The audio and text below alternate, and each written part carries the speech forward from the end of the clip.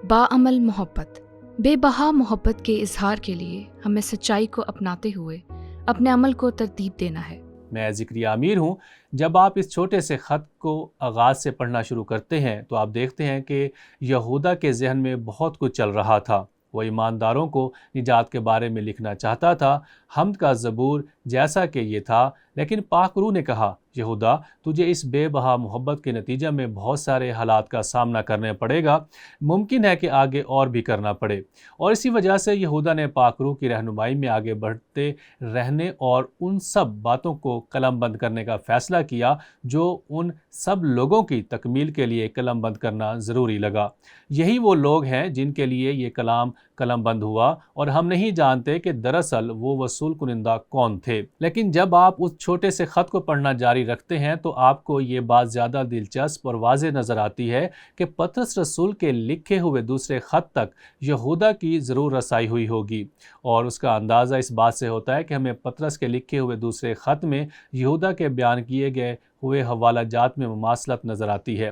दरहकीकत यहूदा के छोटे ख़त की 25 आयात में से 15 आयात में बयान किए गए मवाद की मुमासलत पतरस के दूसरे ख़त से होती है। इससे अंदाज़ा होता है कि पाक रूह जो पतरस को ख़त लिखने में रहनुमाई करता है, वही पाक रूह यहूदा को उस ख़त को लिखने के लिए भी अल्फाज देता है, और फिर वो इस मवाद को तख्लीकी तौर पर इस्तेमाल करते हैं, और फिर ये एक ज़हनी तख्लीक का मुअम्मा बनेगा, क्योंकि इसमें ना सिर्फ पाक रूह बल्कि इंसानी अहलियत, सूझबूझ और फ़हम का भी अमल दखल होता है। इसको ज़हन नशीन रखते हुए हम इस पर नज़र दौड़ाते हैं।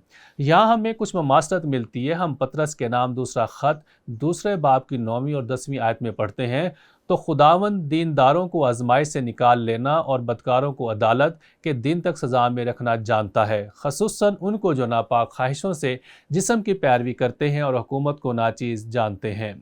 ये पतरस रसूल के अल्फाज है, लेकिन जब आप यहूदा के ख़त उसकी 8वीं आयत पर गौर करते हैं तो भी ये लोग भी, अब अगर आप दोबारा उस हवाला पर जाएं जहां पतरस बदकारों के बारे में गुफ्तगू करते हैं, वहां यहूदा बयान करते हैं ये लोग से मुराद उस ज़माने के बदकार हैं, अपने वहमों में मुब्तला होकर उनकी तरह जिस्म को नापाक करते और हुकूमत को नाचीज़ जानते और इज़्ज़तदारों पर लान तान करते हैं। दूसरे अल्फाज में पतरस भी जिस्म की ख्वाहिशों और हुकूमत को नाचीज़ जानने के ताल्लुक से बात करता हुआ नज़र आता है। लिहाजा पतरस के कहे हुए अल्फाज को जिस तख्लीकी अंदाज में यहूदा ने तहरीर किए हैं वो काबिल दीद हैं। यहाँ हमें एक मुमासला नज़र आती है। दूसरा पतरस दूसरे बाब की 13 आयत में पतरस रसूल कहते हैं, ये दाग और ऐब है। यहाँ वो उन्हें इस्तारा के तौर पर इस्तेमाल करते हुए नज़र आते हैं। जब तुम्हारे साथ खाते हैं तो अपनी तरफ से मोहब्बत की ज़ियाफ़त करके ऐश व इशरत करते हैं, जबकि यहूदा उनके बारे में यूँ कहते हैं, ये लोग दरिया की पोशीदा चट्टानें हैं। यहाँ यहूदा ने मुख्तलिफ इस्तारा बयान किया है। पतरस से दाग और ऐब कहता है, जबकि यहूदा इसे पोशीदा चट्टानों का नाम देता है। लेकिन थोड़ा सा आगे बढ़ते हैं, हमें इसमें मुमासलत नज़र आती है। तुम्हारी मोहब्बत की ज़ियाफ़तों में तुम्हारे साथ खाते पीते वक्त ऐश व इशरत करते हैं। और यहाँ हमें एक और बाहमी ताल्लुक़ का इजहार होता नज़र आता है, जब यहूदा रसूल एक बार फिर पतरस रसूल से मुतासिर होते हुए मिलते हैं। आगे चलते हुए हमें एक और मुमासलत मिलती है। वो घुमंड की बेहुदा बातें बक बक कर शहवत परस्ती के ज़रिए से उन लोगों को जिस्मानी ख्वाहिशों में फंसाते हैं जो गुमराहों में से निकल ही रहे हैं। दूसरे अल्फाज में दरअसल कमज़ोर लोग ऐसे लोगों का फ़ायदा उठाते हैं। यहूदा का ख़त पहले बाब की 16 आयात में इस बारे में यूँ कहते हैं, ये बुड़बुड़ाने वाले और शिकायत करने वाले हैं, और मेरा ख्याल है कि वो अल्फाज घुमंड की बेहुदा बातों से भी बेइंतहा मुतासिर हुआ। बुड़बुड़ाने वाले और शिकायत करने वाले हैं और अपनी ख्वाहिशों के मुआफिक चलते हैं। पतरस ने भी इसे जिस्म की ख्वाहिशात कहा, अपनी ख्वाहिशों के मुआफिक चलते हैं और अपने मुँह से बड़े बोल बोलते हैं और नफ़ा के लिए लोगों की रुदादी करते हैं। अब देखेंगे पतरस रसूल भी इसी बात से आगाज़ कर रहा है कि वो घुमंड की बेहुदा बातें बक बक करते हैं। यहाँ एक बार फिर पतरस रसूल के लिखे गए अल्फाज से यहूदा मुतासिर होकर बड़े ही तख्लीकी अंदाज में इसे कलमबंद करते हैं। यहूदा भी इस किस्म के मुश्किल हालात से लड़ रहा था जिससे कुछ वक्त पहले पतरस गुजरा था। उस वक्त पतरस कुछ मुतासिर कुन इस्तारात को इस्तेमाल करता है। वो अंधे कुएँ हैं और ऐसे कोहर जिसे आंधी उड़ाती है, और मेरे ख्याल से यहूदा पतरस के इस्तेमाल किए हुए इस्तारा से इस कदर मुतासिर नज़र आते हैं कि हर जगह ही آپ ان کے استعمال کیے ہوئے استعارات کو دیکھیں گے۔ یہ تمہاری محبت کی ضیافتوں میں تمہارے ساتھ کھاتے پیتے وقت گویا دریا کی پوشیدہ چٹانیں ہیں۔ یہ بددھڑک اپنا پیٹ بھرنے والے چرواہے ہیں، یہ بے پانی کے بادل ہیں جنہیں ہوا اڑا لے جاتی ہے، پت جھڑ کے بے پھل درخت ہیں جو دونوں طرح سے مردہ اور جڑ سے اکھڑے ہوئے ہیں۔ یہ سمندر کی پرجوش موجیں ہیں جو اپنی بے شرمی کی جھاگ اچھالتی ہیں، یہ وہ آوارہ گرد ستارے ہیں جن کے لیے ابد تک بے حد تاریکی ہے۔ تو ہم یہاں بھی پطرس کے اوپر وہی اثر دیکھتے ہیں، اور پطرس کے ذریعے ظاہری طور پر پاک روح اپنا کام کرتے ہوئے نظر آتا ہے، کیونکہ پاک روح کے ذریعے پطرس نے یہودا کو متاثر کیا کہ وہ ایسے الفاظ کا استعمال کرے جو بائبل مقدس کے حقائق کو واضح انداز میں بیان کریں، خصوصی طور پر ان سب کو جنہیں اس کی حقیقت سے صحیح انداز میں مقابل ہونے کی ضرورت ہے۔ اب ان استعارہ کی مماثلت کو مدنظر رکھتے ہوئے یہودا اس اصول میں بیان کردہ ہدایات کی حمایت کرتے ہوئے نظر آتے ہیں، اور وہ اصول یہ ہے، میں اس اصول کو دوبارہ سے بیان کرتا ہوں، بے بہا محبت کے اظہار کے لیے ہمیں سچائی کو اپناتے ہوئے اپنے عمل کو ترتیب دینا ہے۔ اور یہودا اس بات کی عکاسی کر رہا ہے کیونکہ پاک روح کی قیادت میں اس نے وہ اقدامات اٹھائے جنہیں اس نے سچ جانا، اگرچہ یہ وہ مقصد نہیں تھا جس سے اس نے اپنی خدمت کا آغاز کیا۔ اور یہاں ہم ایک عام نصیحت کو دیکھتے ہیں جو اقدامات اٹھانے سے تعلق رکھتے ہیں۔ وہ کہتا ہے، مگر تم اے پیارو اپنے آپ کو خدا کی محبت میں قائم رکھو، پاک ترین ایمان میں اپنی ترقی کر کے اور روح القدس میں دعا کر کے۔ اب مجھے نہیں لگتا کہ وہ یہ کہہ رہا ہے کہ ہم خدا کی محبت سے کبھی دور اور باہر جا سکتے ہیں، کیونکہ ایک ایماندار کی حیثیت جب ہم نئے سرے سے پیدا ہوتے ہیں تو خدا کی دائمی محبت ہماری زندگی میں قائم ہوتی ہے اور یسوع مسیح کے بدن کی شراکت میں حصہ دار ہوتے ہیں۔ لیکن جب ہم خدا کی محبت میں قائم رہتے ہیں تو خدا کی محبت بھی ہم میں قائم رہتی ہے، اور ہمیشہ کی زندگی کے لیے ہمارے خدا یسوع مسیح کی رحمت کے منتظر رہو۔ اب ان عام نصیحتوں پر عمل کرتے ہوئے ہمارے سامنے کچھ خاص تنبیہات ملتی ہیں جن کے ذریعے ہم ایسے لوگوں کو دیکھ پاتے ہیں جو گناہ کا بے بہا محبت سے سودا کر لیتے ہیں۔ مثال کے طور پر یہودا کے خط کی 22ویں آیت کے صرف پہلے حصہ پر نظر ڈالیں۔ بعض لوگوں پر جو شک میں ہیں رحم کرو۔ مجھے یہ پسند آیا کیونکہ یہاں وہ ان لوگوں کی عکاسی کرتے ہوئے نظر آتا ہے جو خدا کے رحم سے دور چلے گئے تھے۔ وہ یہاں پر شک کر رہے تھے جبکہ خدا نے ان سب پر رحم کیا، اور جس طرح سے تم ایک دوسرے سے محبت کرتے ہو بالکل اسی طرح سے تمہیں بھی رحم کا سامنا کرنا پڑے گا۔ لیکن یہ وہ سب کچھ ہے جو ہمیں پسند ہے اور اس لیے ہم کرتے بھی ہیں۔ ہم ان سب سے بھی پیار کرتے ہیں جو خدا کی مرضی کے برخلاف چلتے ہیں، جو کہ آسان نہیں۔ یہاں ہمیں یہودا کا خط ایک باب کی 23ویں آیت میں ایک اور بے بہا محبت کی مثال ملتی ہے، بعض کو جھپٹ کر آگ میں سے نکالو۔ اور مجھے اس بارے میں زیادہ علم نہیں کہ وہ کیا کہنا چاہ رہے تھے، لیکن اس کا تعلق پہلا کرنتھیوں 3 باب کی 15ویں آیت سے ملتا ہے۔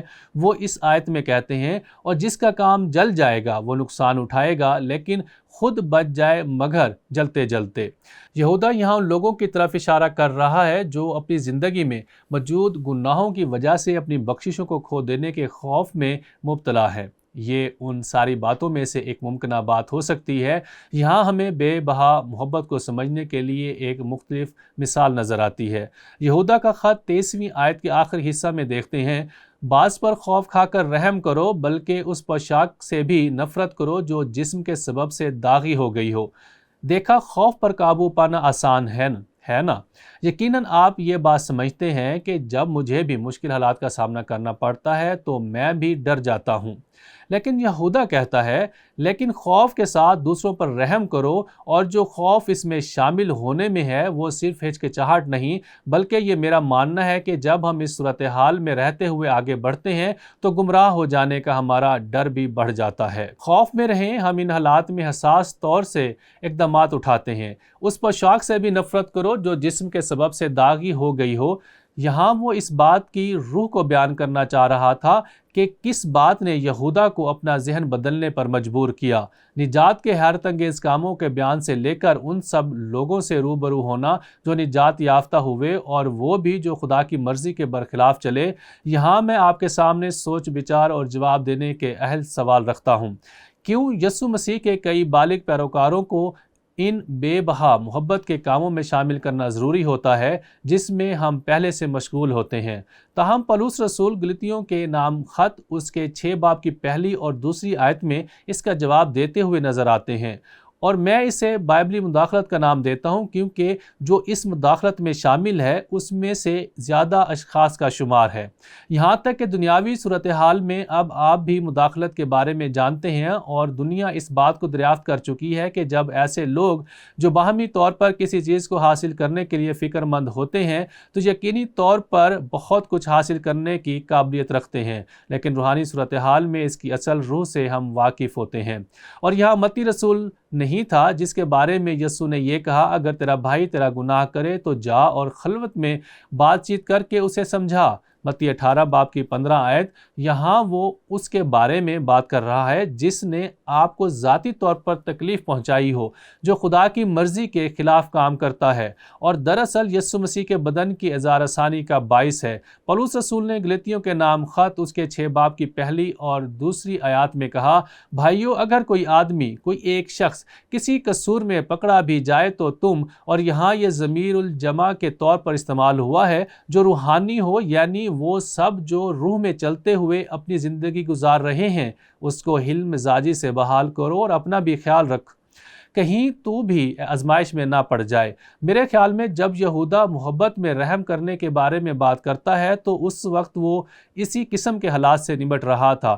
تم ایک دوسرے کا بار اٹھاؤ اور یوں مسیح کی شریعت کو پورا کرو۔ آپ دیکھیں کہ جب ایک سے زیادہ لوگ کسی بات کے لیے فکر مند ہوتے ہیں تو ایسی دعا میں زیادہ قوت ہوتی ہے۔ دنیا میں بہت سے لوگ ہیں جو کسی ایک کی سننے کے بجائے کئی سارے لوگوں کی باتوں کو سنتے اور عمل کرتے ہیں، اور خداوند خدا یہ چاہتے ہیں کہ ہم اس کو جانیں اور اسی کی باتوں پر عمل کریں، اور اس کے علاوہ ہمیں دنیا سے محفوظ بھی رکھنے کی کوشش کر رہا ہے۔ میں ایک ایسے شخص کو جانتا ہوں جو کسی اور شخص کو منشیات کی دنیا سے نکالنے کے لیے اس کی مدد کو نکلا۔ بدقسمتی سے وہ شخص جو پہلے خود نشے کا عادی تھا، دوسروں کو منشیات کی دنیا سے نکالنے کے لیے نکلا، وہ خود واپس نشے کی دنیا میں لوٹ گیا، اور ایک سابقہ نشے کا عادی جو اب اس سے پاک ہے، وہ اپنے ان سب بھائیوں کی مدد کرنے کے در پہ ہے جو منشیات کی لت کا شکار ہو چکے تھے۔ آپ کا کیا خیال ہے کہ اس بھائی کے ساتھ کیا ہوا؟ یقیناً وہ دوبارہ منشیات کی دنیا کے جال میں پھنس گیا۔ آپ دیکھتے ہیں کہ ایسا واقعہ ہوتا بھی ہے۔ ہمیں ہر روز ایک دوسرے کی ضرورت پڑتی ہے، اور ان معاملات میں جب ایک سے زیادہ اشخاص کسی بات میں مداخلت کرتے ہیں تو ایسے میں وہ ایک دوسرے کی حفاظت کر رہے ہوتے ہیں۔ تو آپ دیکھیں کہ خدا ہمیں لوگوں کی مدد کرنے کے لیے اہم رستوں پر لے چلتا ہے، اور پھر وہ سوال آتا ہے کہ کیوں یسوع مسیح کے کئی بالغ پیروکاروں کو ان بے بہا محبت کے کاموں میں شامل ہونا ضروری ہوتا ہے جس میں ہم پہلے سے مشغول ہوتے ہیں۔ مجھے یہ بہت پسند آیا جب یہودا اس چھوٹے سے خط کا اختتام کرتا ہے، اور میں اسے پڑھنا چاہتا ہوں کیونکہ یہ کلام بہت پر اثر ہے۔ اب جو تم کو ٹھوکر کھانے سے بچا سکتا ہے اور اپنے پرجلال حضور میں کمال خوشی کے ساتھ بے عیب کر کے کھڑا کر سکتا ہے، اس خدائے واحد کا جو ہمارا منجی، جلال اور عظمت اور سلطنت اور اختیار ہمارے خدا یسوع مسیح کے وسیلے سے جیسا ازل سے ہے، اب بھی ہو اور عبدالآباد رہے۔ آمین ثم آمین۔